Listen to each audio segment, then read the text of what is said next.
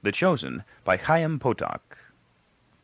This book is divided into 18 chapters and is 271 pages long. The dedication reads, To Adina. When a trout rising to a fly gets hooked on a line and finds himself unable to swim about freely, he begins with a fight, which results in struggles and splashes, and sometimes an escape. Often, of course, the situation is too tough for him. In the same way, the human being struggles with his environment and with the hooks that catch him. Sometimes he masters his difficulties. Sometimes they are too much for him. His struggles are all the world sees, and it naturally misunderstands them. It is hard for a free fish to understand what is happening to a hooked one. Carl A. Menninger. True happiness consists not in the multitude of friends, but in the worth and choice. Ben Jonson. To Dr. Israel Charnay, Mrs. Jonas Greenfield, Rabbi Raphael Posner, and Dr. Aaron Rosen, all of whom helped with the research, I offer my gratitude. C.P. The Chosen, Book 1. I was a son to my father, and he taught me and said to me, Let your heart hold fast my words. Proverbs. Chapter 1. For the first 15 years of our lives, Danny and I lived within 5 blocks of each other, and neither of us knew of the other's existence. Danny's block was heavily populated by the followers of his father, Russian Hasidic Jews in somber garb, whose habits and frames of reference were born on the soil of the land they had abandoned.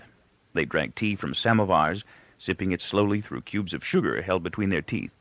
They ate the foods of their homeland, talked loudly, occasionally in Russian, most often in a Russian Yiddish, and were fierce in their loyalty to Danny's father. A block away lived another Hasidic sect, Jews from southern Poland, who walked the Brooklyn streets like specters, with their black hats, long black coats, black beards, and earlocks. These Jews had their own rabbi, their own dynastic ruler, who could trace his family's position of rabbinic leadership back to the time of the Baal Shem Tov, the 18th century founder of Hasidism, whom they all regarded as a God-invested personality. About 3 or 4 such Hasidic sects populated the area in which Danny and I grew up, each with its own rabbi, its own little synagogue, its own customs, its own fierce loyalties. On a Shabbat or festival morning, the members of each sect could be seen walking to their respective synagogues, dressed in their particular garb, eager to pray with their particular rabbi, and forget the tumult of the week and the hungry grabbing for money which they needed to feed their large families during the seemingly endless depression. The sidewalks of Williamsburg were cracked squares of cement, the streets paved with asphalt that softened in the stifling summers and broke apart into potholes in the bitter winters. Many of the houses were brownstones, set tightly together, none taller than 3 or 4 stories. In these houses lived Jews, Irish, Germans, and some Spanish Civil War refugee families that had fled the new Franco regime before the onset of the Second World War. Most of the stores were run by Gentiles, but some were owned by Orthodox Jews, members of the Hasidic sects in the area. They could be seen behind their counters, wearing black skullcaps, full beards, and long earlocks, eking out their meager livelihoods and dreaming of Shabbat and festivals, when they could close their stores and turn their attention to their prayers, their rabbi, their God. Every Orthodox Jew sent his male children to a yeshiva, a Jewish parochial school, where they studied from 8 or 9 in the morning to 4 or 5 in the evening. On Fridays, the students were let out at about 1 o'clock to prepare for the Shabbat. Jewish education was compulsory for the Orthodox, and because this was America and not Europe, English education was compulsory as well. So each student carried a double burden: Hebrew studies in the mornings and English studies in the afternoons. The test of intellectual excellence, however, had been reduced by tradition and unvoiced unanimity to a single area of study: Talmud. Virtuosity in Talmud was the achievement most sought after by every student of a yeshiva, for it was the automatic guarantee of a reputation for brilliance. Danny attended the small yeshiva established by his father. Outside of the Williamsburg area, in Crown Heights, I attended the yeshiva in which my father taught. This latter yeshiva was somewhat looked down upon by the students of other Jewish parochial schools of Brooklyn. It offered more English subjects than the required minimum, and it taught its Jewish subjects in Hebrew rather than Yiddish. Most of the students were children of immigrant Jews who preferred to regard themselves as having been emancipated from the fenced-off ghetto mentality typical of the other Jewish parochial schools in Brooklyn. Danny and I probably would never have met, or we would have met under altogether different circumstances, had it not been for America's entry into the Second World War, and the desire this bred on the part of some English teachers in the Jewish parochial schools to show the Gentile world that yeshiva students were as physically fit, despite their long hours of study, as any other American student. They went about proving this by organizing the Jewish parochial schools in and around our area into competitive leagues, and once every 2 weeks the schools would compete against one another in a variety of sports. I became a member of my school's varsity softball team.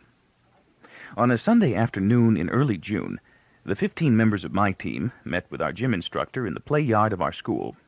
It was a warm day, and the sun was bright on the asphalt floor of the yard. The gym instructor was a short, chunky man in his early 30s who taught in the mornings in a nearby public high school and supplemented his income by teaching in our yeshiva during the afternoons. He wore a white polo shirt, white pants, and white sweater, and from the awkward way the little black skullcap sat perched on his round, balding head, it was clearly apparent that he was not accustomed to wearing it with any sort of regularity. When he talked, he frequently thumped his right fist into his left palm to emphasize a point. He walked on the balls of his feet, almost in imitation of a boxer's ring stance, and he was fanatically addicted to professional baseball. He had nursed our softball team along for 2 years, and by a mixture of patience, luck, shrewd manipulations during some tight ball games, and hard fist-thumping harangues calculated to shove us into a patriotic awareness of the importance of athletics and physical fitness for the war effort, he was able to mold our original team of 15 awkward fumblers into the top team of our league. His name was Mr. Gallanter, and all of us wondered why he was not off somewhere fighting in the war. During my 2 years with the team, I had become quite adept at second base, and had also developed a swift underhand pitch that would tempt a batter into a swing, but would drop into a curve at the last moment and slide just below the flaying bat for a strike. Mr. Gallanter always began a ball game by putting me at second base, and would use me as a pitcher only in very tight moments, because, as he put it once, my baseball philosophy is grounded on the defensive solidarity of the infield. That afternoon we were scheduled to play the winning team of another neighborhood league, a team with a reputation for wild offensive slugging and poor fielding. Mr. Gallanter said he was counting upon our infield to act as a solid defensive front. Throughout the warm-up period, with only our team in the yard, he kept thumping his right fist into his left palm and shouting at us to be a solid defensive front. "No holes," he shouted from near home plate. "No holes, you hear? Goldberg, what kind of solid defensive front is that? Close in. A battleship could get between you and Malta. That's it. Schwartz, what are you doing? Looking for paratroops? This is a ball game. The enemy's on the ground. That throw is wide, Goldberg. Throw it like a sharpshooter. Give him the ball again. Throw it. Good. Like a sharpshooter. Very good. Keep the infield solid. No defensive holes in this war." We batted and threw the ball around, and it was warm and sunny, and there was the smooth, happy feeling of the summer soon to come, and the tight excitement of the ball game. We wanted very much to win, both for ourselves and more especially for Mr. Gallanter, for we had all come to like his fist-thumping sincerity. To the rabbis who taught in the Jewish parochial schools, baseball was an evil waste of time, a spawn of the potentially assimilationist English portion of the yeshiva day. But to the students of most of the parochial schools, an interleague baseball victory had come to take on only a shade less significance than a top grade in Talmud, for it was an unquestioned mark of one's Americanism, and to be counted a loyal American had become increasingly important to us during these last years of the war. So Mr. Gallanter stood near home plate, shouting instructions and words of encouragement, and we batted and tossed the ball around. I walked off the field for a moment to set up my eyeglasses for the game. I wore shell-rimmed glasses, and before every game I would bend the earpieces in so the glasses would stay tight on my head and not slip down the bridge of my nose when I began to sweat. I always waited until just before a game to bend down the earpieces, because bent, they would cut into the skin over my ears, and I did not want to feel the pain a moment longer than I had to. The tops of my ears would be sore for days after every game, but better that, I thought, than the need to keep pushing my glasses up the bridge of my nose, or the possibility of having them fall off suddenly during an important play. Davy Cantor, one of the boys who acted as a replacement if a first-stringer had to leave the game, was standing near the wire screen behind home plate. He was a short boy with a round face, dark hair, owlish glasses, and a very Semitic nose. He watched me fix my glasses. "You're looking good out there, Reuben," he told me. Thanks, I said. Everyone's looking real good. It'll be a good game. He stared at me through his glasses. You think so? He asked. Sure, why not? You ever see 'em play, Reuben? No. They're murderers. Sure, I said. No, really, they're wild. You saw them play? Twice. They're murderers. Everybody plays to win, Davy. They don't only play to win. They play like it's the first of the 10 Commandments. I laughed. That yeshiva? I said. Oh, come on, Davy. It's the truth. Sure, I said. Reb Saunders ordered them never to lose because it would shame their yeshiva or something. I don't know. You'll see. Hey, Malter, Mr. Gallagher shouted. What are you doing, sitting this one out? You'll see, Davy Cantor said. Sure, I grinned at him. A holy war. He looked at me. Are you playing? I asked him. Mr. Gallagher said I might take second base if you have to pitch. Well, good luck. Hey, Malter, Mr. Gallagher shouted. There's a war on, remember? Yes, sir, I said, and ran back out to my position at second base. We threw the ball around a few more minutes, and then I went to home plate for some batting practice. I hit a long one out to left field, and then a fast one to the shortstop, who fielded it neatly and whipped it to first. I had the bat ready for another swing when someone said, Here they are, and I rested the bat on my shoulder, and saw the team we were going to play turn up our block and come into the yard. I saw Davy Cantor kick nervously at the wire screen behind home plate, then put his hands into the pockets of his dungarees. His eyes were wide and gloomy behind his owlish glasses. I watched them come into the yard. There were 15 of them, and they were dressed alike in white shirts, dark pants, white sweaters, and small black skull caps. In the fashion of the very orthodox, their hair was closely cropped, except for the area near their ears, from which mushroomed the untouched hair that tumbled down into the long side curls. Some of them had the beginnings of beards, scraggly tufts of hair that stood in isolated clumps on their chins, jawbones, and upper lips. Some of them had the beginnings of beards, straggly tufts of hair that stood in isolated clumps on their chins, jawbones, and upper lips. They all wore the traditional undergarment beneath their shirts, and the tzitzit, the long fringes appended to the four corners of the garment, came out above their belts and swung against their pants as they walked. These were the very orthodox, and they obeyed literally the biblical commandment, and ye shall look upon it, which pertains to the fringes. In contrast, our team had no particular uniform, and each of us wore whatever he wished. Dungarees, shorts, pants, polo shirts, sweatshirts, even undershirts. Some of us wore the garment, others did not. None of us wore the fringes outside his trousers. The only element of uniform that we had in common was the small black skull cap, which we too wore. They came up to the first base side of the wire screen behind home plate and stood there in a silent black and white mass, holding bats and balls and gloves in their hands. I looked at them. They did not seem to me to present any picture of ferocity. I saw Davy Cantor kick again at the wire screen, then walk away from them to the third baseline, his hands moving nervously against his dungarees. Mr. Gallagher smiled and started toward them, moving quickly on the balls of his feet, his skull cap perched precariously on the top of his balding head. A man disentangled himself from the black and white mass of players and took a step forward. He looked to be in his late 20s and wore a black suit, black shoes, and a black hat. He had a black beard, and he carried a book under one arm. He was obviously a rabbi, and I marveled that the yeshiva had placed a rabbi instead of an athletic coach over its team. Mr. Gallagher came up to him and offered his hand. We are ready to play, the rabbi said in Yiddish, shaking Mr. Gallagher's hand with obvious uninterest. Fine, Mr. Gallagher said in English, smiling. The rabbi looked out at the field. You played already? He asked. How's that? Mr. Gallagher said. You had practice? Well, sure. We want to practice. How's that? Mr. Gallagher said again, looking surprised. You practiced? Now we practice. You didn't practice in your own yard? We practiced. Well, then, but we have never played in your yard before. We want a few minutes. Well, now, Mr. Gallagher said, there isn't much time. The rules are each team practices in his own yard. We want 5 minutes, the rabbi insisted. Well, Mr. Gallagher said. He was no longer smiling. He always liked to go right into a game when we played in our own yard. It kept us from cooling off, he said. 5 minutes, the rabbi said. Tell your people to leave the field. How's that? Mr. Gallagher said. We cannot practice with your people on the field. Tell them to leave the field. "Well, now," Mr. Gallanter said, then stopped. He thought for a long moment. The black and white mass of players behind the rabbi stood very still, waiting. I saw Davy Cantor kick at the asphalt floor of the yard. "Well, all right, 5 minutes. Just 5 minutes now. Tell your people to leave the field," the rabbi said. Mr. Gallanter stared gloomily out at the field, looking a little deflated. "Everybody off," he shouted, not very loudly.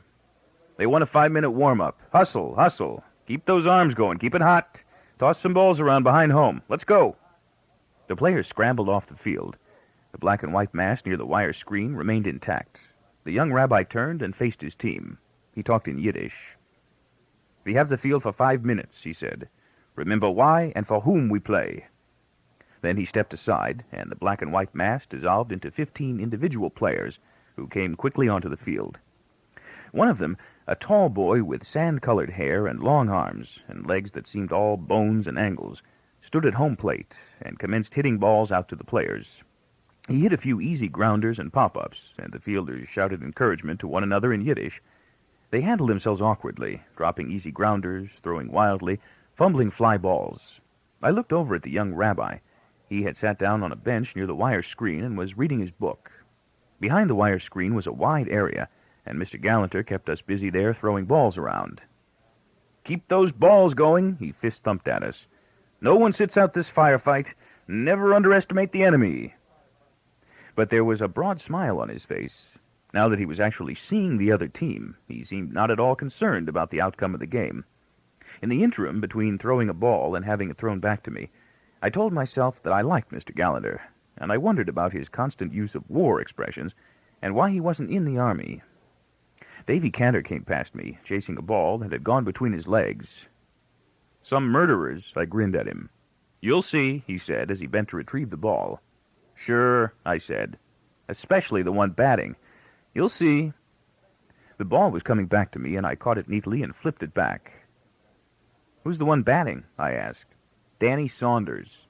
"Pardon my ignorance, but who is Danny Saunders?" "Reb Saunders' son," Davy Cantor said, blinking his eyes. "I'm impressed." "You'll see," Davy Cantor said, and ran off with his ball. My father, who had no love at all for Hasidic communities and their rabbinic overlords, had told me about Rabbi Isaac Saunders and the zealousness with which he ruled his people and settled questions of Jewish law. I saw Mr. Gallanter look at his wristwatch, then stare out at the team on the field. The 5 minutes were apparently over, but the players were making no move to abandon the field. Danny Saunders was now at first base, and I noticed that his long arms and legs were being used to good advantage, for by stretching and jumping, he was able to catch most of the wild throws that came his way. Mr. Gallanter went over to the young rabbi, who was still sitting on the bench and reading. "It's 5 minutes," he said. The rabbi looked up from his book. "Ah?" he said. "The 5 minutes are up," Mr. Gallanter said. The rabbi stared out at the field. "Enough," he shouted in Yiddish. "It's time to play." Then he looked down at the book and resumed his reading. The players threw the ball around for another minute or two, and then slowly came off the field. Danny Saunders walked past me, still wearing his first baseman's glove. He was a good deal taller than I, and in contrast to my somewhat ordinary but decently proportioned features and dark hair, his face seemed to have been cut from stone. His chin, jaw, and cheekbones were made up of jutting hard lines. His nose was straight and pointed, his lips full, rising to a steep angle from the center point beneath the nose, and then slanting off to form a too-wide mouth. His eyes were deep blue, and the sparse tufts of hair on his chin, jawbones, and upper lip, the close-cropped hair on his head, and the flow of side curls along his ears were the color of sand. He moved in a loose-jointed, disheveled sort of way, all arms and legs, talking in Yiddish to one of his teammates, and ignoring me completely as he passed by. I told myself that I did not like his Hasidic-bred sense of superiority, and that it would be a great pleasure to defeat him and his team in the afternoon's game. The umpire, a gym instructor from a parochial school 2 blocks away, called the teams together to determine who would bat first. I saw him throw a bat into the air. It was caught and almost dropped by a member of the other team. During the brief hand-over-hand choosing, Davy Cantor came over and stood next to me. "What do you think?" he asked. "They're a snooty bunch," I told him. "What do you think about their playing?" "They're lousy." "They're murderers." "Oh, come on, Davy." "You'll see," Davy Cantor said, looking at me gloomily. I just did see. You didn't see anything. Sure, I said. Elijah the prophet comes in to pitch for them in tight spots. I'm not being funny, he said, looking hurt. Some murderers, I told him, and laughed. The teams began to disperse. We had lost the choosing, and they had decided to bat first. We scampered onto the field. I took up my position at second base. I saw the young rabbi sitting on the bench near the wire fence and reading. We threw a ball around for a minute. Mr. Gallagher stood alongside third base, shouting his words of encouragement at us. It was warm, and I was sweating a little and feeling very good. Then the umpire, who had taken up his position behind the pitcher, called for the ball, and someone tossed it to him. He handed it to the pitcher and shouted, "Here we go, play ball." We settled into our positions. Mr. Gallagher shouted, "Goldberg, move in!" And Sidney Goldberg, our shortstop, took 2 steps forward and moved a little closer to third base. "Okay, fine," Mr. Gallagher said. "Keep that infield solid." A short, thin boy came up to the plate and stood there with his feet together, holding the bat awkwardly over his head. He wore steel-rimmed glasses that gave his face a pinched, old man's look. He swung wildly at the first pitch, and the force of the swing spun him completely around. His earlocks lifted off the sides of his head and followed him around in an almost horizontal circle. Then he steadied himself and resumed his position near the plate, short, thin, his feet together, holding his bat over his head in an awkward grip. The umpire called a strike in a loud, clear voice, and I saw Sidney Goldberg look over at me and grin broadly. "If he studies Talmud like that, he's dead," Sidney Goldberg said. I grinned back at him. "Keep that infield solid," Mr. Gallagher shouted from third base. "Moulter, a little to your left. Good." The next pitch was too high, and the boy chopped at it, lost his bat, and fell forward on his hands. Sidney Goldberg and I looked at each other again. Sidney was in my class. We were similar in build, thin and lithe, with somewhat spindly arms and legs. He was not a very good student, but he was an excellent shortstop. We lived on the same block and were good but not close friends. He was dressed in an undershirt and dungarees, and was not wearing the four-cornered garment. I had on a light blue shirt and dark blue work pants, and I wore the four-cornered garment under my shirt. The thin, short boy was back at the plate, standing with his feet together and holding the bat in his awkward grip. He let the next pitch go by, and the umpire called it a strike. I saw the young rabbi look up for a moment from his book, then resume reading. "2 more just like that," I shouted encouragingly to the pitcher. "2 more, Schwartzy." And I thought to myself, some murderers.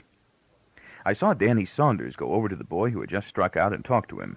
The boy looked down and seemed to shrivel with hurt. He hung his head and walked away behind the wire screen. Another short, thin boy took his place at the plate. I looked around for Davy Cantor, but could not see him. The boy at bat swung wildly at the first 2 pitches and missed them both. He swung again at the third pitch, and I heard the loud thwack of the bat as it connected with the ball, and saw the ball move in a swift, straight line towards Sidney Goldberg, who caught it, bobbled it for a moment, and finally got it into his glove. He tossed the ball to me, and we threw it around. I saw him take off his glove and shake his left hand. "That hurt," he said, grinning at me. "Good catch," I told him. "That hurt like hell," he said, and put his glove back on his hand. The batter who now stood at the plate was broad-shouldered and built like a bear. He swung at the first pitch, missed, then swung again at the second pitch, and sent the ball in a straight line over the head of the third baseman into left field. I scrambled to second, stood on the base, and shouted for the ball. I saw the left fielder pick it up on the second bounce and relay it to me. It was coming in a little high, and I had my glove raised for it. I felt more than saw the batter charging toward second, and as I was getting my glove on the ball, he smashed into me like a truck.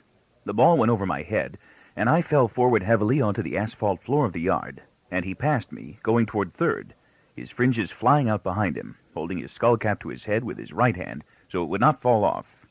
Abe Goodstein, our first baseman, retrieved the ball and whipped it home, and the batter stood at third, a wide grin on his face. The yeshiva team exploded into wild cheers and shouted loud words of congratulations in Yiddish to the batter.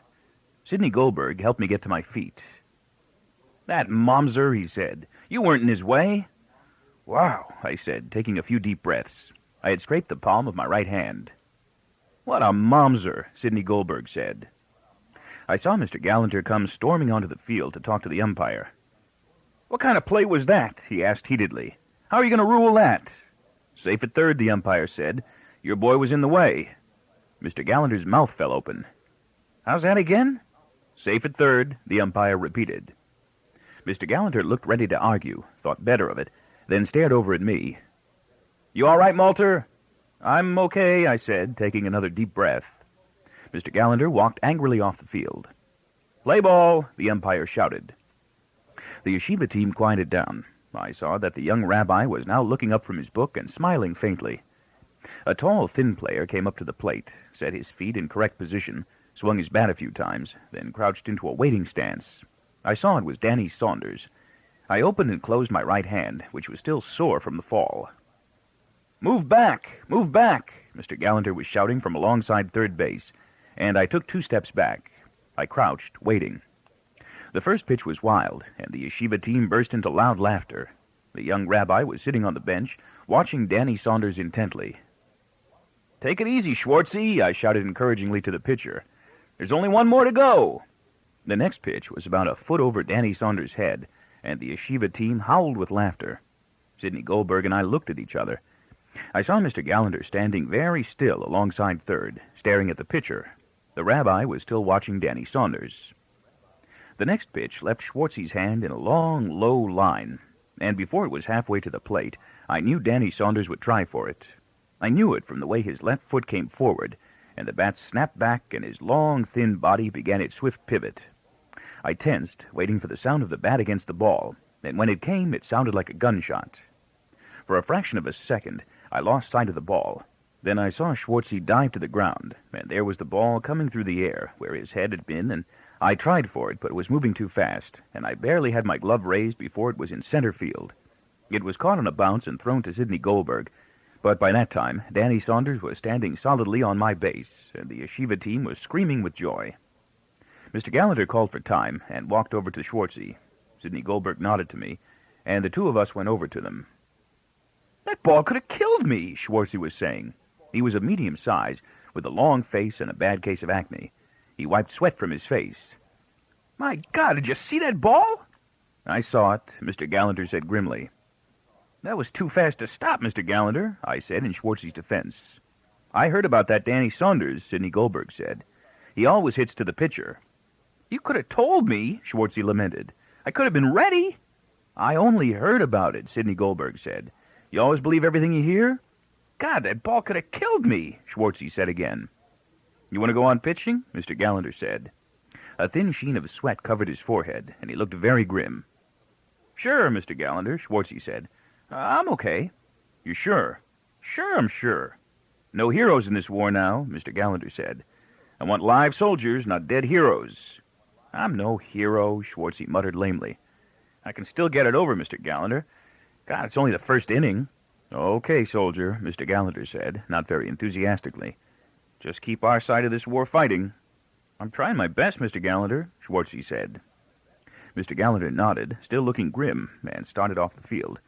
I saw him take a handkerchief out of his pocket and wipe his forehead.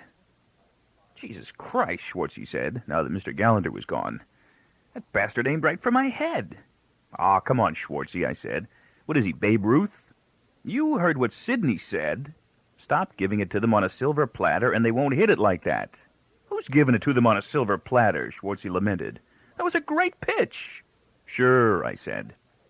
The umpire came over to us. You boys planning to chat here all afternoon? He asked. He was a squat man in his late 40s, and he looked impatient. No, sir, I said very politely, and Sidney and I ran back to our places. Danny Saunders was standing on my base. His white shirt was pasted to his arms and back with sweat. That was a nice shot, I offered. He looked at me curiously and said nothing. You always hit it like that to the pitcher? I asked. He smiled faintly. You're Reuben Malter, he said in perfect English. He had a low nasal voice. That's right, I said, wondering where he had heard my name. Your father is David Malter, the one who writes articles on the Talmud? Yes. I told my team we're going to kill you a Pickerson this afternoon. He said it flatly, without a trace of expression in his voice. I stared at him and hoped the sudden tight coldness I felt wasn't showing on my face. Sure, I said. Rub your tzitzit for good luck. I walked away from him and took up my position near the base. I looked toward the wire screen and saw Davy Cantor standing there, staring out at the field, his hands in his pockets. I crouched down quickly because Schwartzy was going into his pitch. The batter swung wildly at the first 2 pitches and missed each time. The next one was low, and he let it go by, then hit a grounder to the first baseman, who dropped it, flailed about for it wildly, and recovered it in time to see Danny Saunders cross the plate. The first baseman stood there for a moment, drenched in shame, then tossed the ball to Schwartzy. I saw Mr. Gallagher standing near third base, wiping his forehead. The yeshiva team had gone wild again, and they were all trying to get to Danny Saunders and shake his hand. I saw the rabbi smile broadly, then look down at his book and resume reading. Sidney Goldberg came over to me. "What did Saunders tell you?" he asked. "He said they were going to kill us at Pecorsum this afternoon." He stared at me. "Those are nice people, those yeshiva people," he said, and walked slowly back to his position. The next batter hit a long fly ball to right field. It was caught on the run. "Hooray for us," Sidney Goldberg said grimly as we headed off the field. "Any longer and they'd be asking us to join them for the Mincha service." "Not us," I said. "We're not holy enough." "Where did they learn to hit like that?" "Who knows," I said. We were standing near the wire screen, forming a tight circle around Mr. Gallagher. "Only 2 runs," Mr. Gallagher said, smashing his right fist into his left hand. "And they hit us with all they had. Now we give them our heavy artillery. Now we barrage them." I saw that he looked relieved, but that he was still sweating. His skullcap seemed pasted to his head with sweat. "Okay," he said. "Fire away." The circle broke up, and Sidney Goldberg walked to the plate, carrying a bat. I saw the rabbi was still sitting on the bench, reading. I started to walk around behind him to see what the book was, when Davy Cantor came over, his hands in his pockets, his eyes still gloomy.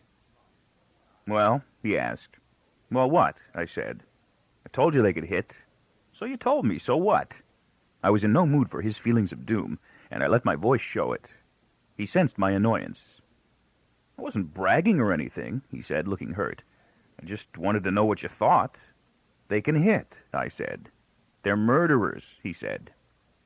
I watched Sidney Goldberg let a strike go by and said nothing.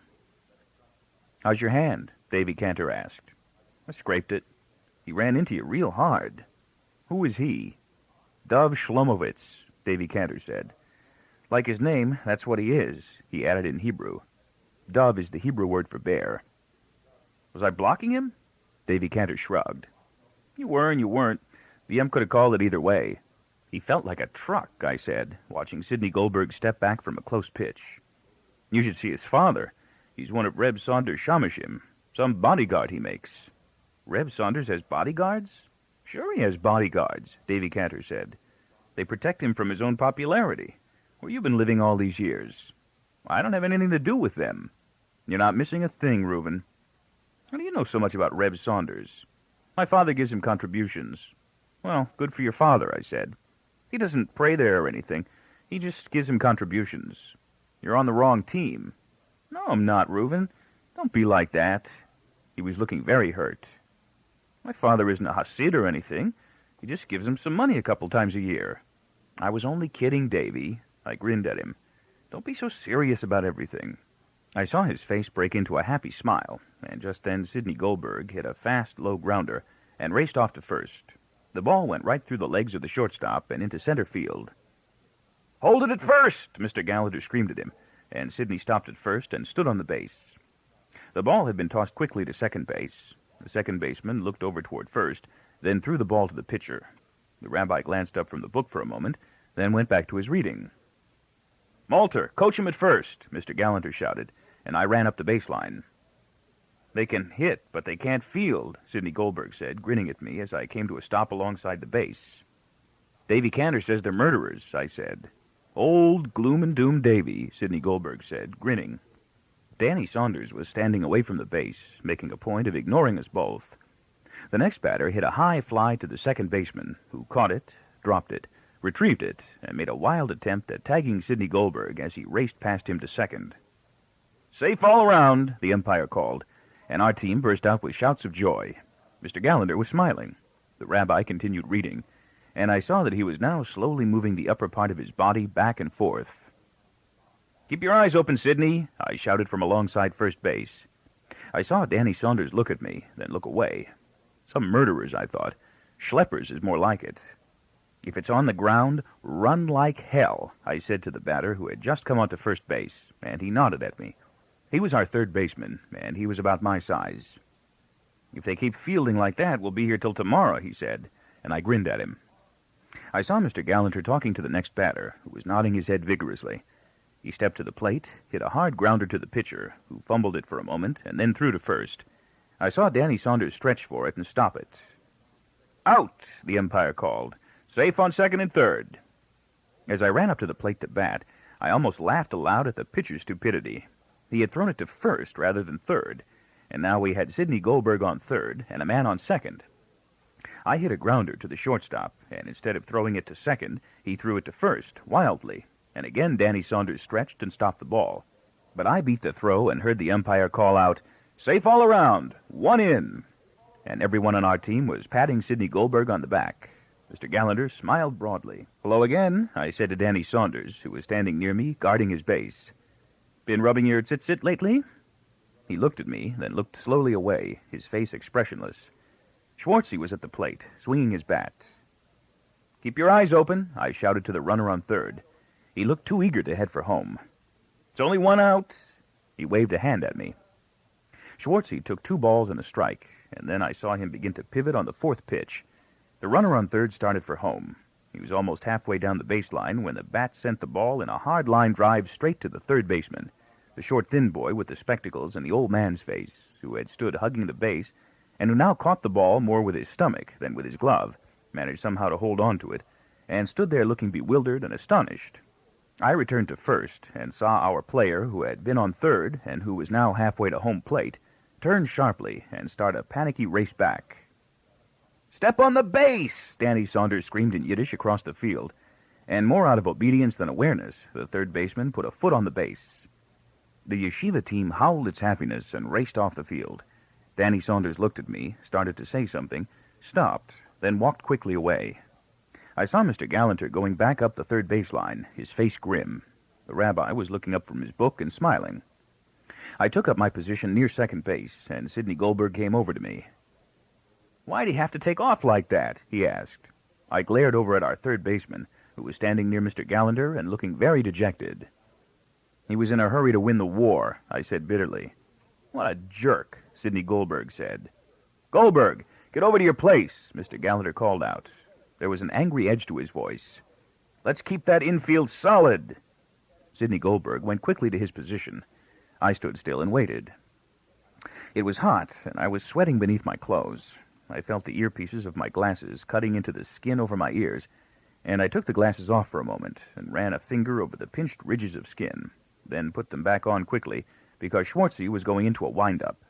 I crouched down, waiting, remembering Danny Saunders' promise to his team that they would kill us epikorsum. The word had meant, originally, a Jew educated in Judaism who denied the basic tenets of his faith, like the existence of God, the revelation, the resurrection of the dead. To people like Reb Saunders, it also meant any educated Jew who might be reading, say, Darwin, and who was not wearing side curls and fringes outside his trousers. I was an epikoros to Danny Saunders, despite my belief in God and Torah, because I did not have side curls and was attending a parochial school where too many English subjects were offered, and where Jewish subjects were taught in Hebrew instead of Yiddish, both unheard-of sins, the former because it took time away from the study of Torah, the latter because Hebrew was the holy tongue, and to use it in ordinary classroom discourse was a desecration of God's name. I had never really had any personal contact with this kind of Jew before. My father had told me he didn't mind their beliefs. What annoyed him was their fanatic sense of righteousness, their absolute certainty that they and they alone had God's ear, and every other Jew was wrong, totally wrong, a sinner, a hypocrite, an epikoros, and doomed, therefore, to burn in hell. I found myself wondering again how they had learned to hit a ball like that, if time for the study of Torah was so precious to them, and why they had sent a rabbi along to waste his time sitting on a bench during a ball game. Standing on the field and watching the boy at the plate swing at a high ball and miss, I found myself suddenly very angry, and it was at this point that for me the game stopped being merely a game and became a war. The fun and excitement was now out of it. Somehow the yeshiva team had translated this afternoon's baseball game into a conflict between what they regarded as their righteousness and our sinfulness. I found myself growing more and more angry, and I felt the anger begin to focus itself upon Danny Saunders. and suddenly it was not at all difficult for me to hate him. Schwartzy let 5 of their men come up to the plate that half inning, and let one of those 5 score. Sometime during that half inning, one of the members of the yeshiva team had shouted at us in Yiddish, "Burn in hell, you apicorsum." And by the time that half inning was over, and we were standing around, Mr. Gallater near the wire screen, all of us knew that this was not just another ball game. Mr. Gallater was sweating heavily, and his face was grim. All he said was, "We fight it careful from now on. No more mistakes." He said it very quietly, and we were all quiet too, as the batter stepped up to the plate. We proceeded to play a slow, careful game, bunting whenever we had to, sacrificing to move runners forward, obeying Mr. Gallater's instructions. I noticed that no matter where the runners were on the bases, the yeshiva team always threw to Danny Saunders, and I realized that they did this because he was the only infielder who could be relied upon to stop their wild throws. Sometime during the inning, I walked over behind the rabbi and looked over his shoulder at the book he was reading. I saw the words were Yiddish. I walked back to the wire screen. Davy Cantor came over and stood next to me, but he remained silent. We scored only 1 run that inning, and we walked onto the field for the first half of the 3rd inning with a sense of doom. Dov Shlomovitz came up to the plate. He stood there like a bear, the bat looking like a matchstick in his beefy hands. Schwartzy pitched, and he sliced one neatly over the head of the third baseman for a single. The yeshiva team howled, and again one of them called out to us in Yiddish, "Burn, you apicorsum," and Sidney Goldberg and I looked at each other without saying a word. Mr. Gallater was standing alongside third base, wiping his forehead. The rabbi was sitting quietly, reading his book. I took off my glasses and rubbed the tops of my ears. I felt a sudden momentary sense of unreality, as if the play yard, with its black asphalt floor and its white baselines, were my entire world now, as if all the previous years of my life had led me somehow to this one ball game, and all the future years of my life would depend upon its outcome. I stood there for a moment, holding the glasses in my hand and feeling frightened. Then I took a deep breath, and the feeling passed. It's only a ball game, I told myself. What's a ball game? Mr. Gallater was shouting at us to move back. I was standing a few feet to the left of second, and I took 2 steps back. I saw Danny Saunders walk up to the plate, swinging a bat. The yeshiva team was shouting at him in Yiddish to kill us apicorsim. Schwartzy turned around to check the field. He looked nervous and was taking his time. Sidney Goldberg was standing up straight, waiting. We looked at each other, then looked away. Mr. Gallater stood very still alongside third base, looking at Schwartzy. The first pitch was low, and Danny Saunders ignored it. The second one started to come in shoulder high, and before it was 2/3 of the way to the plate, I was already standing on second base. My glove was going up as the bat cracked against the ball, and I saw the ball move in a straight line directly over Schwartzy's head, high over his head, moving so fast he hadn't even time to regain his balance from the pitch before it went past him. I saw Dov Shlomovitz heading toward me and Danny Saunders racing to first, and I heard the yeshiva team shouting and Danny Goldberg screaming, and I jumped, pushing myself upward off the ground with all the strength I had in my legs, and stretching my glove hand till I thought it would pull out of my shoulder. I saw Dov Shlomovitz heading toward me and Danny Saunders racing to first, and I heard the yeshiva team shouting and Danny Goldberg screaming, and I jumped, pushing myself upward off the ground with all the strength I had in my legs, and stretching my glove hand till I thought it would pull out of my shoulder. The ball hit the pocket of my glove with an impact that numbed my hand and went through me like an electric shock, and I felt the force pull me backward and throw me off balance, and I came down hard on my left hip and elbow. I saw Dov Shlomovitz whirl and start back to first, and I pulled myself up into a sitting position and threw the ball awkwardly to Sidney Goldberg, who caught it and whipped it to first. I heard the umpire scream, "Out!" and Sidney Goldberg ran over to help me to my feet, a look of disbelief and ecstatic joy on his face. Mr. Gallater shouted, "Time!" and came racing onto the field. Schwartzy was standing in his pitcher's position with his mouth open. Danny Saunders stood on the baseline a few feet from first, where he had stopped after I had caught the ball, staring out at me, his face frozen to stone. The rabbi was staring at me, too, and the yeshiva team was deathly silent.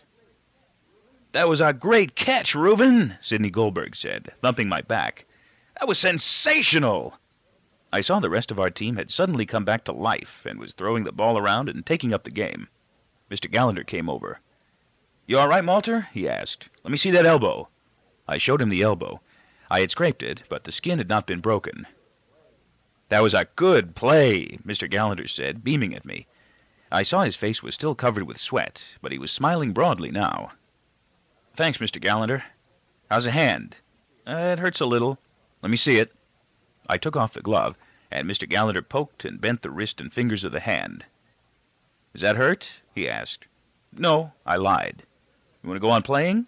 "Sure, Mr. Gallagher." "Okay," he said, smiling at me and patting my back. "We'll put you in for a Purple Heart on that one, Malter." I grinned at him. "Okay," Mr. Gallagher said. "Let's keep this infield solid." He walked away smiling. "I can't get over that catch," Sidney Goldberg said. "You threw it real good to first," I told him. "Yeah," he said, "while you were sitting on your tail." We grinned at each other and went to our positions. Two more of the yeshiva team got to bat that inning. The first one hit a single, and the second one sent a high fly to short, which Sidney Goldberg caught without having to move a step. We scored 2 runs that inning and 1 run the next, and by the top of the 5th inning, we were leading 5-3. 4 of their men had stood up to bat during the top half of the 4th inning, and they had got only a single on an error to first. When we took to the field in the top half of the 5th inning, Mr. Gallagher was walking back and forth along third on the balls of his feet, sweating, smiling, grinning, wiping his head nervously. The rabbi was no longer reading. The yeshiva team was silent as death. Davy Cantor was playing second, and I stood in the pitcher's position.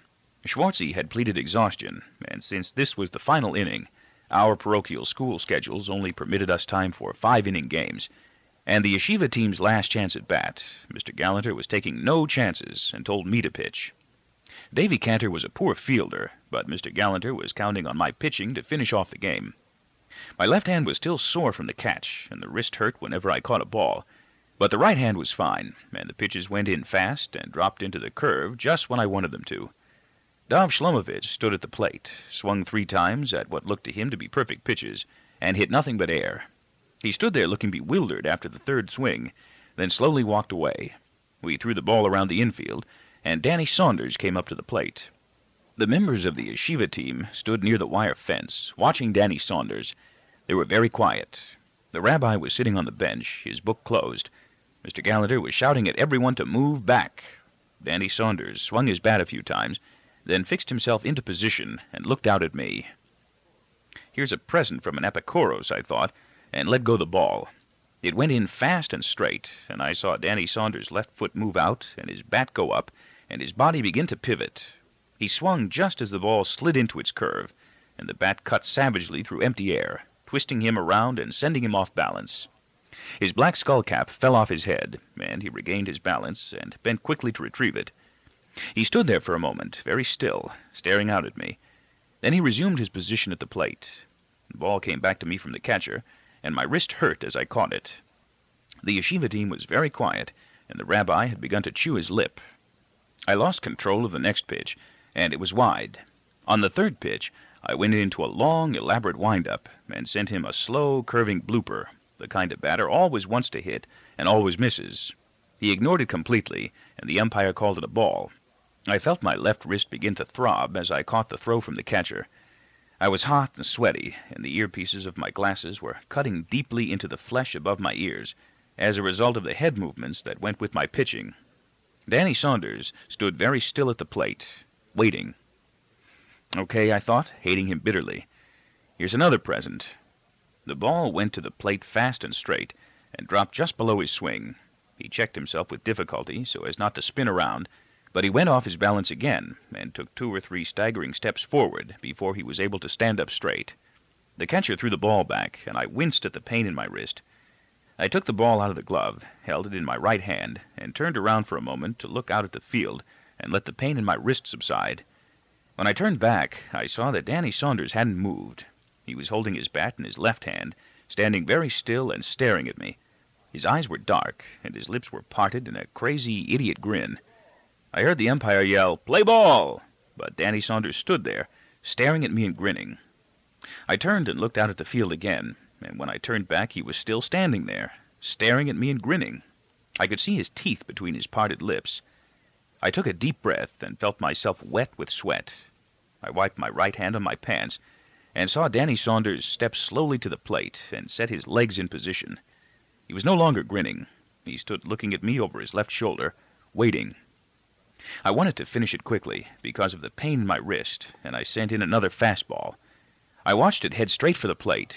I saw him go into a sudden crouch, and in the fraction of a second before he hit the ball, I realized that he had anticipated the curve and was deliberately swinging low. I was still a little off balance from the pitch, but I managed to bring my glove hand up in front of my face just as he hit the ball. I saw it coming at me, and there was nothing I could do. It hit the finger section of my glove, deflected off, smashed into the upper rim of the left lens of my glasses, glanced off my forehead, and knocked me down. I scrambled around for it wildly, but by the time I got my hand on it, Danny Saunders was standing safely on first. I heard Mr. Gallagher call time, and everyone on the field came racing over to me. My glasses lay shattered on the asphalt floor, and I felt a sharp pain in my left eye when I blinked. My wrist throbbed, and I could feel the bump coming up on my forehead. I looked over at first, but without my glasses, Danny Saunders was only a blur. I imagined I could see him grinning. I saw Mr. Gallagher put his face next to mine. It was sweaty and full of concern. I wondered what all the fuss was about. I'd only lost a pair of glasses, and we had at least 2 more good pitchers on the team. "Are you all right, boy?" Mr. Gallagher was saying. He looked at my face and forehead. "Somebody wet a handkerchief with cold water," he shouted. I wondered why he was shouting. His voice hurt my head and rang in my ears. I saw Davy Cantor run off, looking frightened. I heard Sidney Goldberg say something, but I couldn't make out his words. Mr. Gallagher put his arm around my shoulders and walked me off the field. He sat me down on the bench next to the rabbi. Without my glasses, everything more than about 10 feet away from me was blurred. I blinked and wondered about the pain in my left eye. I heard voices and shouts, and then Mr. Gallagher was putting a wet handkerchief on my head. "You feel dizzy, boy?" he said. I shook my head. "You're sure now?" "I'm all right," I said, and wondered why my voice sounded husky, and why talking hurt my head. "You sit quiet now," Mr. Gallagher said. "You begin to feel dizzy. You let me know right away." "Yes, sir," I said. He went away. I sat on the bench next to the rabbi, who looked at me once, then looked away. I heard shouts in Yiddish. The pain in my left eye was so intense I could feel it in the base of my spine. I sat on the bench a long time, long enough to see us lose the game by a score of 8-7, long enough to hear the yeshiva team shout with joy, long enough to begin to cry at the pain in my left eye, long enough for Mr. Gallagher to come over to me at the end of the game, take one look at my face, and go running out of the yard to call a cab. Chapter 2.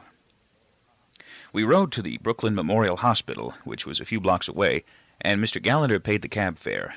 He helped me out, put his arm around my shoulders, and walked me into the emergency ward. "Keep that handkerchief over the eye," he said, "and try not to blink." He was very nervous, and his face was covered with sweat. He had taken off his skull cap, and I could see him sweating beneath the hairs on his balding head. "Yes, sir," I said. I was frightened, and was beginning to feel dizzy and nauseated. The pain in my left eye was fierce. I could feel it all along the left side of my body and in my groin. The nurse at the desk wanted to know what was wrong. "He was hit in the eye by a baseball," Mr. Gallagher said. She asked us to sit down and pressed a button on her desk. We sat down next to a middle-aged man with a blood-soaked bandage around a finger on his right hand. He sat there in obvious pain, resting his finger on his lap and nervously smoking a cigarette, despite the sign on the wall that said no smoking. He looked at us. "Ball game?" he said. Mr. Gallagher nodded. I kept my head straight because it didn't hurt so much when I didn't move it. The man held up his finger. "Car door," he said. "My kid slammed it on me." He grimaced and put his hand back on his lap. A nurse came out of a door at the far end of the room and nodded to the man. He stood up. "Take care," he said, and went out. "How you doing?" Mr. Gallagher asked me.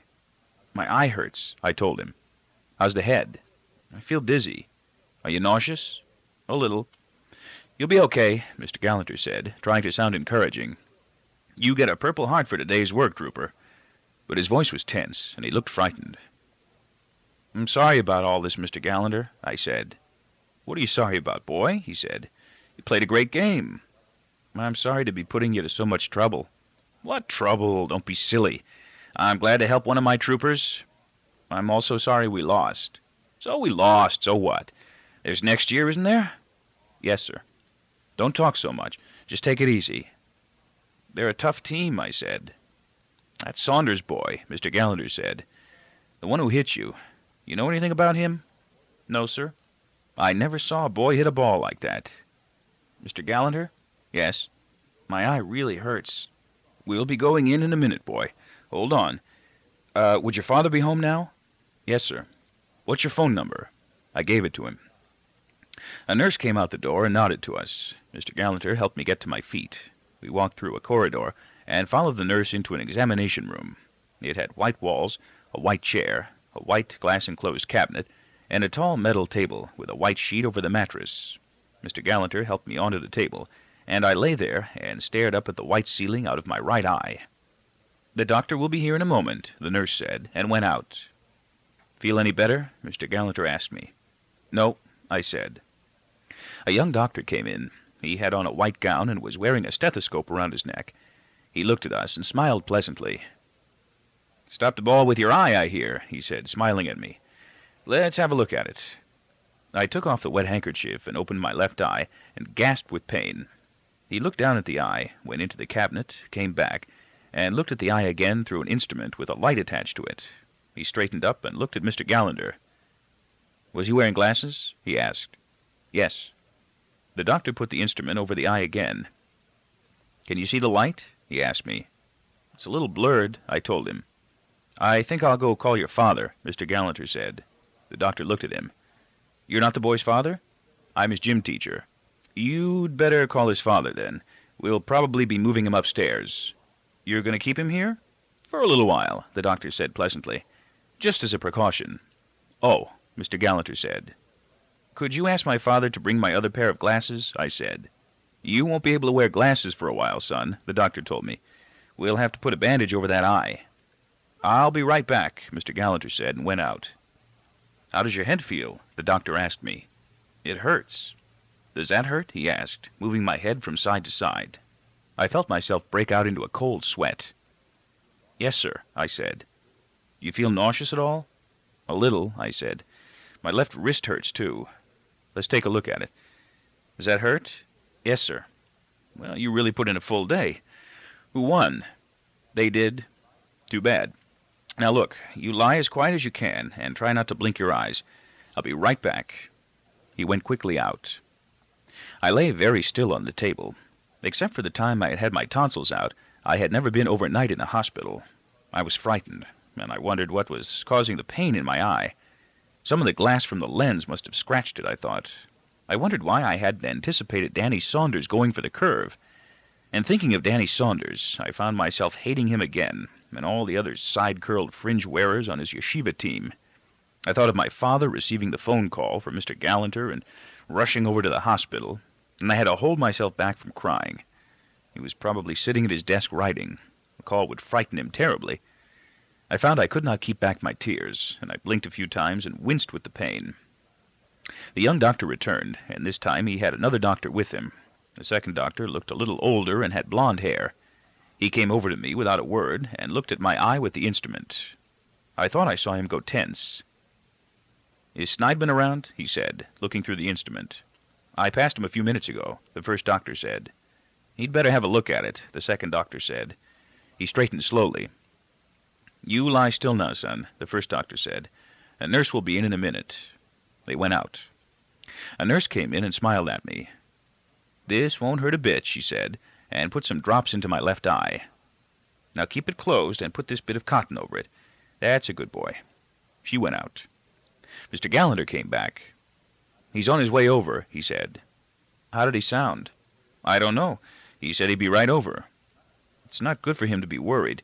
He's not too well. You'll be okay, boy. It's a fine hospital. How's the eye? It feels better. They put some drops in it. Good, good. I told you this is a fine hospital. Had my appendix out here. 3 men came into the room, the 2 doctors and a short, middle-aged man with a round face and a graying mustache. He had dark hair and was not wearing a gown. This is Dr. Sneidman, son, the first doctor said to me. He wants to have a look at your eye. Dr. Sneidman came over to me and smiled. I hear you had quite a ball game there, young man. Let's have a look. He had a warm smile, and I liked him immediately. He took the cotton off my eye and looked through the instrument. He looked at the eye a long time. Then he straightened slowly and turned to Mr. Gallagher. Are you the boy's father? "I called his father," Mr. Gallagher said. "He's coming over right away." "We'll need his signature," Dr. Sneidman said. He turned to the other two doctors. "I don't think so," he said. "I think it's right on the edge. I'll have to have a better look at it upstairs." He turned to me and smiled warmly. "An eye is not a thing to stop a ball with, young man." "He hit it real fast," I said. "I'm sure he did. We're going to have you brought upstairs so we can have a better look at it." The three doctors went out. "What's upstairs?" I asked Mr. Gallagher. "The eye ward, I guess. They have all the big instruments up there." "What do they want to look at it up there for?" "I don't know, boy. They didn't tell me anything." Two hospital orderlies came into the room, wheeling a stretcher table. When they lifted me off the examination table, the pain rammed through my head and sent flashes of black, red, and white colors into my eyes. I cried out. "Sorry, kid," one of the orderlies said sympathetically. They put me down carefully on the stretcher table and wheeled me out of the room and along the corridor. Mr. Gallagher followed. "Here's the elevator," the other orderly said.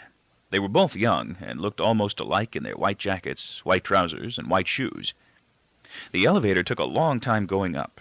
I lay on the stretcher table, staring up out of my right eye at the fluorescent light on the ceiling. It looked blurred, and I saw it change color, going from white to red to black, then back to white. "I never saw a light like that," I said. "Which light is that?" one of the orderlies asked. "The fluorescent. How do they get it to change colors like that?" The orderlies looked at each other. "Just take it easy, kid," one of them said. "Just relax." "I never saw a light change colors like that," I said. "Jesus," Mr. Gallagher said under his breath. He was standing alongside the stretcher table with his back to the rear of the elevator. I tried turning my head to look at him, but the pain was too much and I lay still. I'd never heard him use that word before, and I wondered what had made him use it now. I lay there, staring up at the light and wondering why Mr. Gallagher had used that word, when I saw one of the orderlies glance down at me with a reassuring grin. I remembered Danny Saunders standing in front of the plate and staring at me with that idiot grin on his lips. I closed my right eye and lay still, listening to the noise of the elevator. This is a slow elevator, I thought, but how do they get the light to change colors like that? Then the light was bad all over, and everyone crowded around me. Someone was wiping my forehead, and the light was suddenly gone. I opened my right eye. A nurse in a white uniform said, "Well, now, how are we doing, young man?" And for a long moment I stared up at her and didn't know what was happening. Then I remembered everything, and I couldn't say a word. I saw the nurse standing over my bed and smiling down at me. She was heavily built and had a round, fleshy face and short, dark hair. "Well, now, let's see," she said. "Move your head a little, just a little, and tell me how it feels." I moved my head from side to side on the pillow. "It feels fine," I said. "That's good. Are you at all hungry?" "Yes, ma'am." "That's very good." She smiled. "You won't need this now." She pushed aside the curtain that enclosed the bed. I blinked in the sudden sunlight. "Isn't that better?" "Yes, ma'am. Thank you. Is my father here?" "He'll be here shortly. You lie still now and rest. They'll be bringing supper in soon. You're going to be just fine." She went away. I lay still for a moment, looking at the sunlight. It was coming in through tall windows in the wall opposite my bed. I could see the windows only through my right eye, and they looked blurred. I moved my head slowly to the left, not taking it off the pillow, and moving it carefully so as not to disturb the thick bandage that covered my left eye. There was no pain at all in my head, and I wondered how they had got the pain to leave so quickly. That's pretty good, I thought, remembering what Mr. Gallagher had said about this hospital. For a moment I wondered where he was and where my father was. Then I forgot them both as I watched the man who was in the bed to my left. He looked to be in his middle 30s, and he had broad shoulders and a lean face, with a square jaw and a dark stubble. His hair was black, combed flat on the top of his head and parted in the middle. There were dark curls of hair on the backs of his long hands, and he wore a black patch over his right eye. His nose was flat, and a half-inch scar beneath his lower lip stood out white beneath the dark stubble. He was sitting up in bed, playing a game of cards with himself and smiling broadly. Some cards were arranged in rows on the blanket, and he was drawing other cards from the deck he held in his hands and adding them to the rows. He saw me looking at him. "Hello there," he said, smiling. "How's the old punching bag?" I didn't understand what he meant. The old noggin, the head. Oh, feels good. Lucky boy. Clopping the head's a rough business. I went 4 once and got clopped in the head, and it took me a month to get off my back. Lucky boy. He held a card in his hands and looked down at the rows of cards on the blanket. So I cheat a little. So what? He tucked the card into a row. I hit the canvas so hard I rattled my toenails. That was some clop. He drew another card and inspected it. Caught me with that right and clopped me real good. A whole month on my back. He was looking at the rows of cards on the blanket. Here we go. He smiled broadly and added the card to one of the rows. I couldn't understand most of what he was talking about, but I didn't want to be disrespectful and turn away, so I kept my head turned toward him. I looked at the black patch on his right eye. It covered the eye as well as the upper part of his cheekbone, and it was held in place by a black band that went diagonally under his right ear, around his head, and across his forehead. After a few minutes of looking at him, I realized he had completely forgotten about me, and I turned my head slowly away from him and to the right. I saw a boy of about 10 or 11. He was lying in the bed with his head on a pillow, his palms flat under his head, and his elbows jutting upward. He had light blonde hair and a fine face, a beautiful face. He lay there with his eyes open, staring up at the ceiling, and not noticing me looking at him. Once or twice I saw his eyes blink. I turned my head away. The people beyond the beds immediately to my right and left were blurs, and I could not make them out. Nor could I make out much of the rest of the room, except to see that it had 2 rows of beds and a wide middle aisle, and that it was clearly a hospital ward. I touched the bump on my forehead. It had receded considerably, but was still very sore. I looked at the sun coming through the windows. All up and down the ward, people were talking to each other, but I was not interested in what they were saying. I was looking at the sun. It seemed strange to me now that it should be so bright. The ball game had ended shortly before 6 o'clock. Then there had been the ride in the cab, the time in the waiting and examination rooms, and the ride up in the elevator. I couldn't remember what had happened afterwards, but it couldn't all have happened so fast that it was now still Sunday afternoon. I thought of asking the man to my left what day it was, but he seemed absorbed in his card game. The boy to my right hadn't moved at all. He lay quietly, staring up at the ceiling, and I didn't want to disturb him. I moved my wrist slowly. It still hurt. That Danny Saunders was a smart one, and I hated him. I wondered what he was thinking now. Probably gloating and bragging about the ball game to his friends. That miserable Hasid. An orderly came slowly up the aisle, pushing a metal table piled high with food trays. There was a stir in the ward as people sat up in their beds. I watched him hand out the trays and heard the clinking of the silverware. The man on my left scooped up the cards and put them on the table between our beds. "Chop, chop," he said, smiling at me. "Time for the old feed bag. You don't make it like in training camp, though. Nothing like eating in training camp. Work up a sweat, eat real careful on account of watching the weight, but eat real good. What's the menu, Doc?" The orderly grinned at him. "Be right with you, killer." He was still 3 beds away.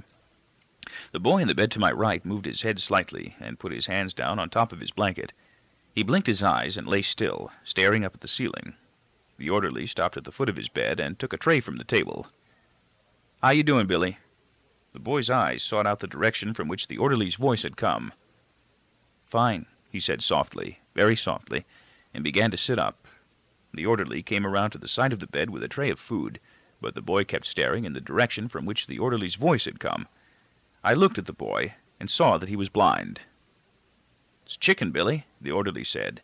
"Peas and carrots, potatoes, real hot vegetable soup, and applesauce." "Chicken," the man to my left said. "Who can do a 10-rounder on chicken?" "You doing a 10-rounder tonight, killer?" the orderly asked pleasantly. "Chicken," the man to my left said again, but he was smiling broadly. "You all set, Billy?" the orderly asked. "I'm fine," the boy said. He fumbled about for the silverware, found the knife and fork, and commenced eating. I saw the nurse come up the aisle and stop at my bed. "Hello, young man. Are we still hungry?" "Yes, ma'am." "That's good. Your father said to tell you this is a kosher hospital and you are to eat everything." "Yes, ma'am. Thank you." "How does your head feel?" "Feels fine, ma'am."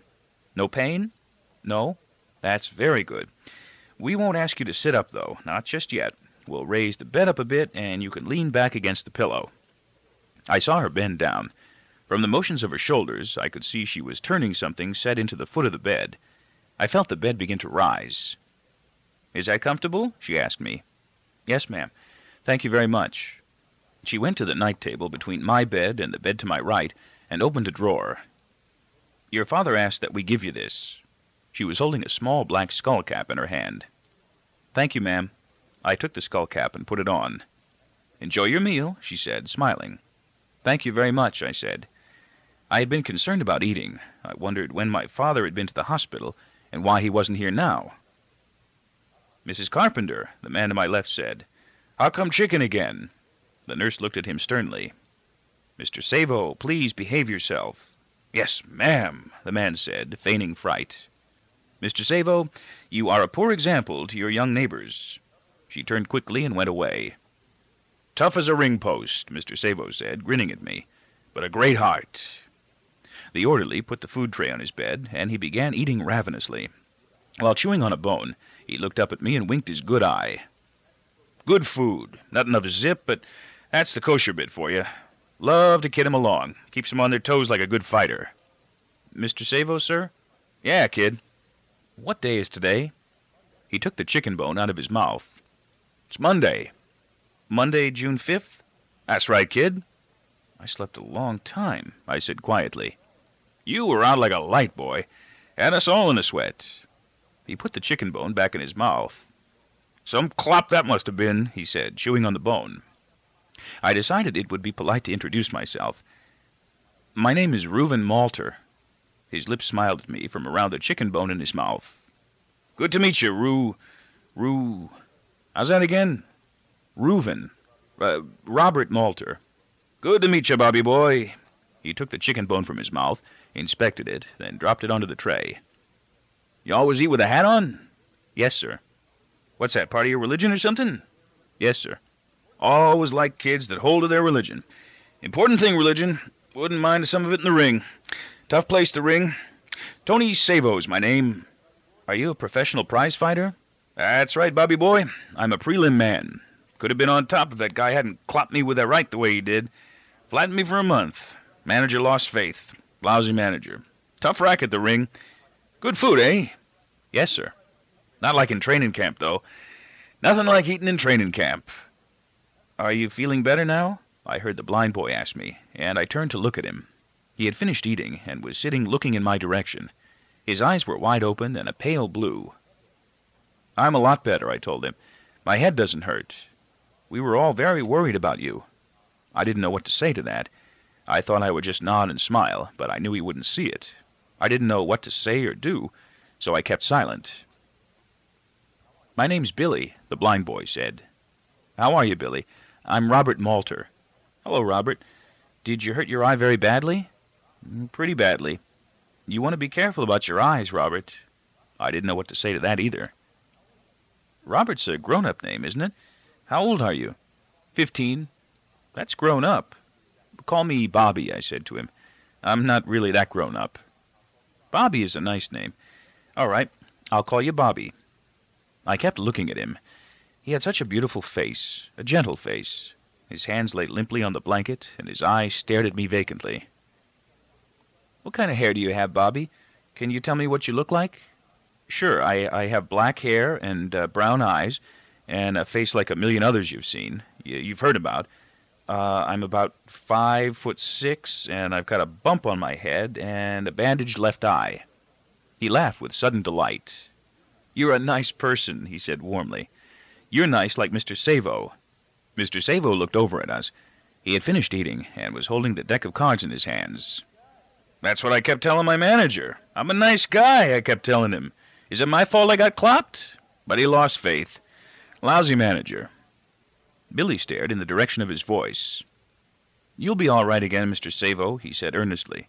"You'll be right back up there on top again." "Sure, Billy," Tony Savo said, looking at him. "Old Tony'll make it up there again."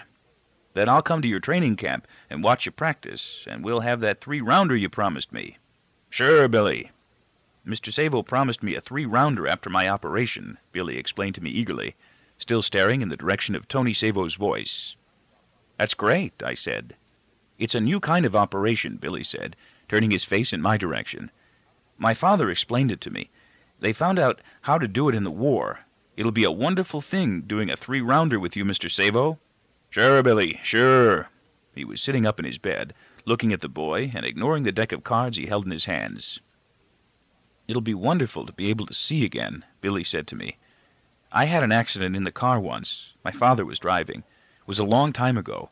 It wasn't my father's fault, though." Mr. Savo looked down at the deck of cards, then put it back on top of the night table. I saw the orderly coming back up the aisle to collect the food trays. "Did you enjoy the meal?" he asked Billy. Billy turned his head in the direction of his voice. "It was a fine meal." "How about you, Killer?"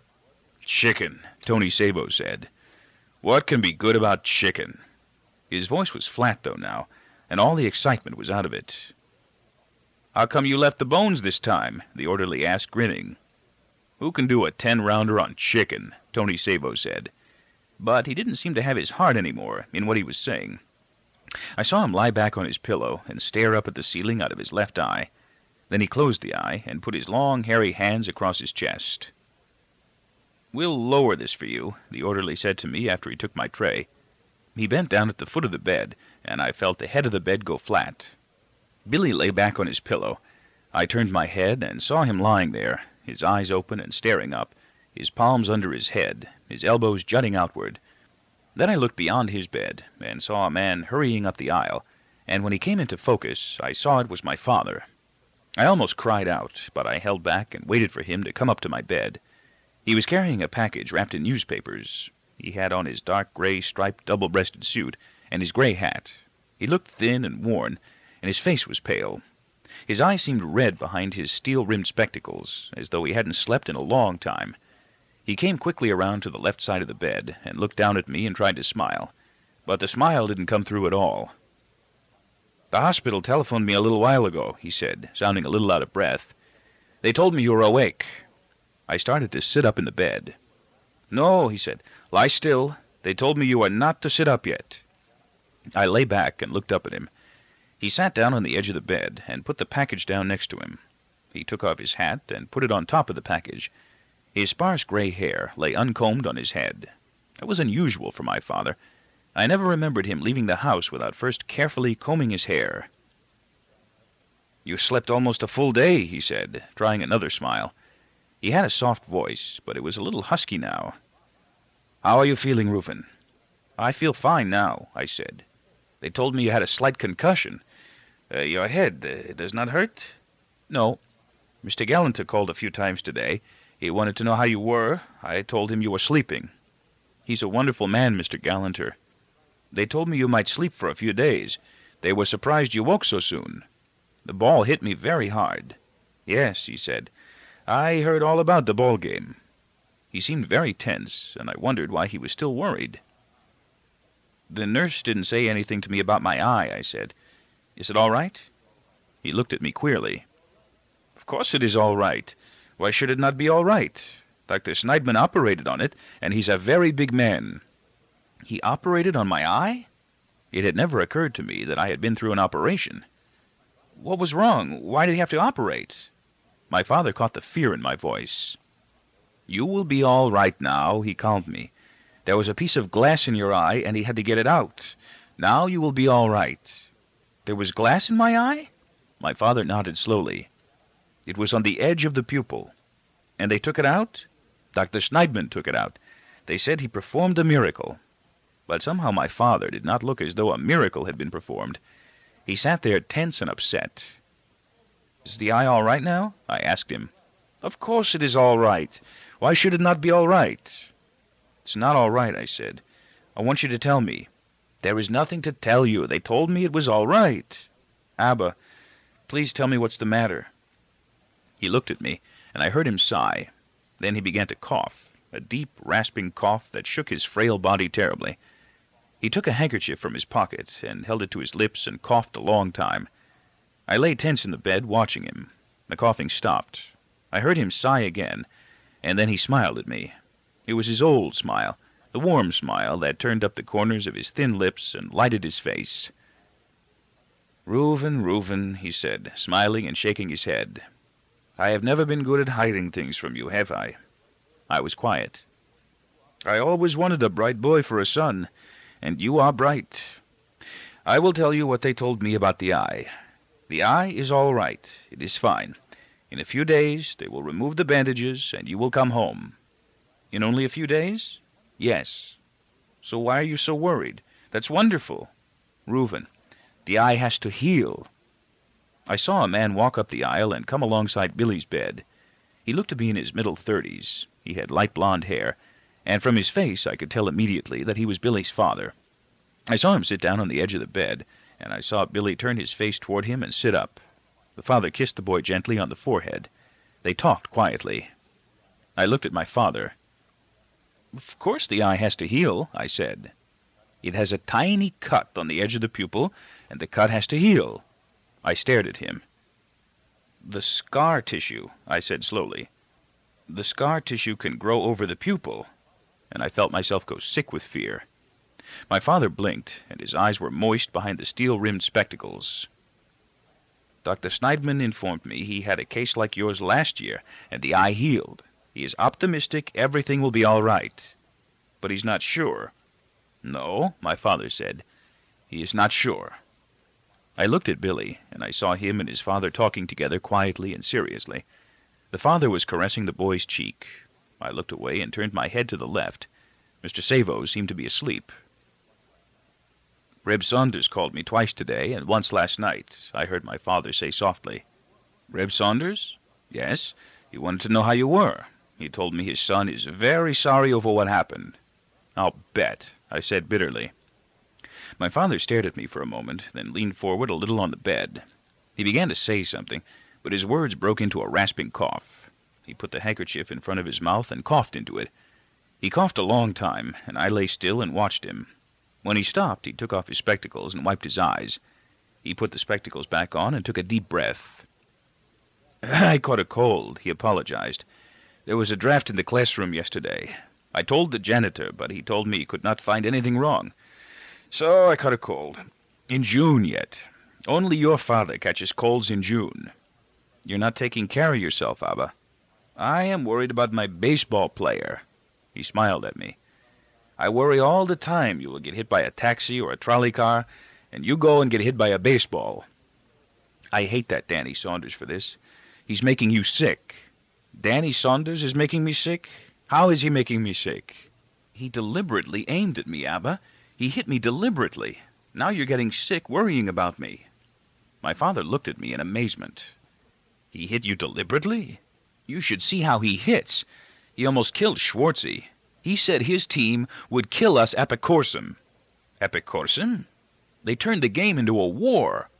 I do not understand. On the telephone, Reb Saunders said his son was sorry. Sorry? I'll bet he's sorry. He's sorry he didn't kill me altogether. My father gazed at me intently, his eyes narrowing. I saw the look of amazement slowly leave his face. I do not like you to talk that way, he said sternly. It's true, Abba. Did you ask him if it was deliberate? No. How can you say something like that if you're not sure? That is a terrible thing to say. He was controlling his anger with difficulty. It seemed to be deliberate. Things are always what they seem to be, Reuven. Since when? I was silent. I do not want to hear you say that again about Reb Saunders' son. Yes, Abba. Now, I brought you this. He undid the newspapers around the package, and I saw it was our portable radio. Just because you're in the hospital does not mean you should shut yourself off from the world. It is expected Rome will fall any day now, and there are rumors the invasion of Europe will be very soon. You should not forget there is a world outside. I have to do my schoolwork, Abba. I'll have to keep up with my classes. No schoolwork, no books, and no newspapers. They told me you are not allowed to read. I can't read at all? No reading. So I brought you the radio. Very important things are happening, Reuven, and the radio is a blessing. He put the radio on the night table. A radio brought the world together, he said very often.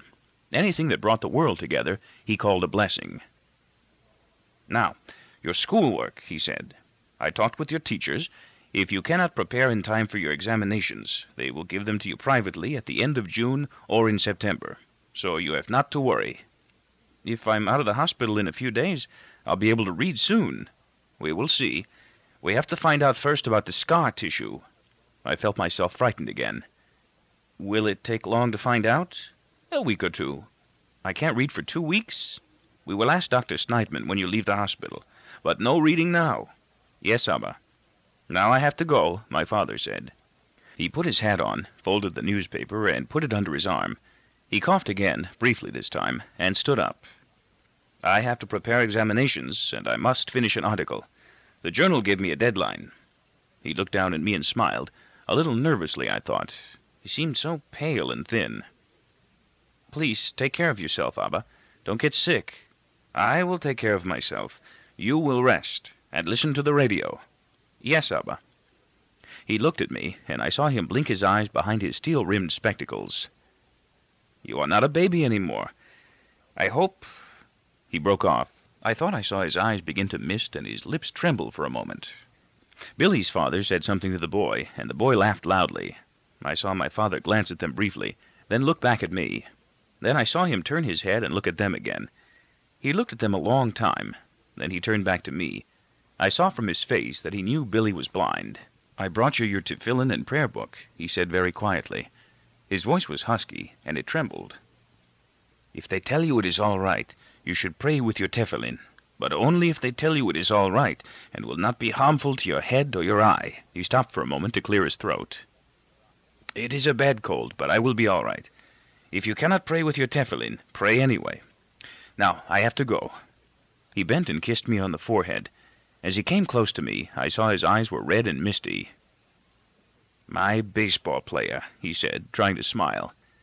"Take care of yourself and rest. I will be back to see you tomorrow." He turned and walked quickly away up the aisle, small and thin, but walking with a straight, strong step, the way he always walked no matter how he felt. Then he was out of focus, and I could no longer see him. I lay on the pillow and closed my right eye. I found myself crying after a while, and I thought that might be bad for my eye, and I forced myself to stop. I lay still and thought about my eyes. I'd always taken them for granted, the way I took for granted all the rest of my body and also my mind.